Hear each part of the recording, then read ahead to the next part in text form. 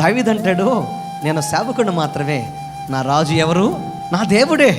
యెహోషువ అంటాడు, నేనును నా ఇంటి వారును యెహోవాను సేవిస్తాం, మాకు నాయకుడు ఎవరు? నా దేవుడే. మోషే అంటాడు, నేను పంపబడిన సేవకుణ్ణి, నన్ను పంపించిన వాడు ఈ లోక రాజుల కన్నా గొప్ప రాజు, నా దేవుడే. ఎవరు మనల్ని పంపిస్తుంది? ఎవరు మనల్ని బ్రతికిస్తుంది? ఎవరు మనల్ని పిలిచింది? ఎవరు మనల్ని నిలబెడుతుంది? ఎవరు మనల్ని ముందుకు ప్రోత్సహిస్తుంది? మన నాయకుడు. ఎవరు ఆ నాయకుడు? ప్రభువైన యేసుక్రీస్తు మన దేవుడు. ఎన్ని శ్రమలు వచ్చినా, ఎన్ని అడ్డులు వచ్చినా, ఎన్ని ఆటంకాలు వచ్చినా, నిలబడింది ఎంత పెద్దదైనా కానీ దాన్ని నేలమట్టం చేయగలిగిన దేవుడు నా దేవుడు. ఇశ్రాయేల్ ప్రజలు నడుస్తూ ఉంటే రాజు నిలబడ్డాడు గొప్ప ప్రాకారముగా. పడగొట్టాడా లేదా?